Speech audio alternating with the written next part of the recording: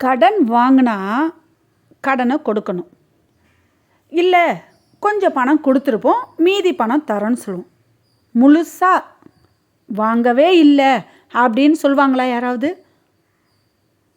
அப்படி சொன்னால் பஞ்சாயத்து பண்ணுற இடத்துல உடனே சாமி மேலே சத்தியம், தாலி மேலே சத்தியம். கொடுத்தவங்களே ஆமாம் தாலி மேலே சத்தியமாக நான் கொடுத்தேன், ஆமாம் தாலி மேலே சத்தியமாக நான் இந்த மாதிரி உங்ககிட்ட பணம் கட்டினேன்னு நான் சொல்லவே இல்லை.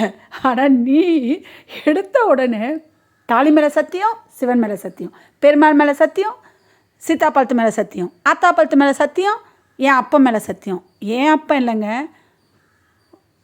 அவங்க அப்பா மேலே சத்தியம், அம்மா மேலே சத்தியம், கூட பிறந்த அக்கா மேலே சத்தியம், கூட பிறந்த தங்கச்சி மேலே சத்தியம், பெத்த புள்ள மேலே சத்தியம், கட்டுன புருஷன் மேலே சத்தியம். சத்தியம் சத்தியம் சத்தியம்.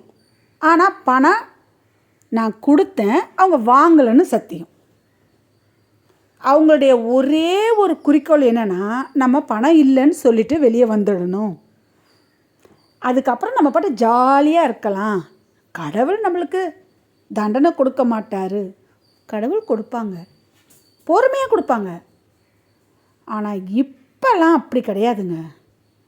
கடவுள் பிறகு கொடுக்குற வரைக்கும் யாரும் இப்போ பொறுமையாலாம் இருக்க முடியாது. ஏன்னா அவங்க நிலைமையே புயல் காற்று மாதிரி அடிச்சுக்கிட்டு ஓடுது. அப்போ நீ சொல்கிற ஒரு பிரச்சனைக்காகலாம் உட்காந்துருக்க முடியாது. நீ கடன் வாங்கியிருக்க, நான் உனக்கு கடன் கொடுத்துருக்கேன்.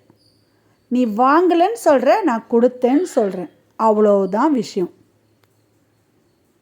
பணத்தை கொடுத்தவங்க எப்போவுமே ரொம்ப மன கஷ்டத்தில் இருக்கும் போது சில நேரத்தில் வாயே அடைச்சி போயிடுங்க.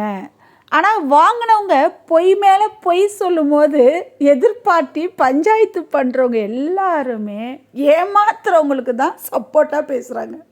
எனக்கு அதுதான் கொஞ்சம் வருத்தமாக இருக்குது. என்னென்னா, கொஞ்சமாவது பொறுமையாக பேசுகிறதுக்குமே அவங்களுக்கு டைம் இல்லை. ஏன் இல்லைன்னா 10 பிரச்சனை இருக்குது அவங்களுக்கு. 1 2 இல்லை, 10 பலாயிரம் இருக்கும். ஆனால் நம்ம பிரச்சனையை கேட்குறதுக்கு அவங்க டைம் கிடையாது. இப்படி இப்படி இப்படி இப்படி தள்ளிட்டு போயிட்டே இருப்பாங்க.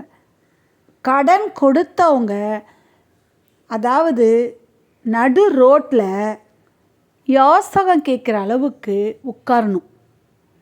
பணம் வாங்கிக்கிட்டு வாங்கவே இல்லைன்னு சொல்கிறவங்க ராஜாத்தி மாதிரி சிம்மாசனத்தில் உட்காஞ்ச மாதிரி இருப்பாங்க. எனக்கு தெரிஞ்சு இன்றைக்கி பார்க்கலாம், இன்னும் பிறகு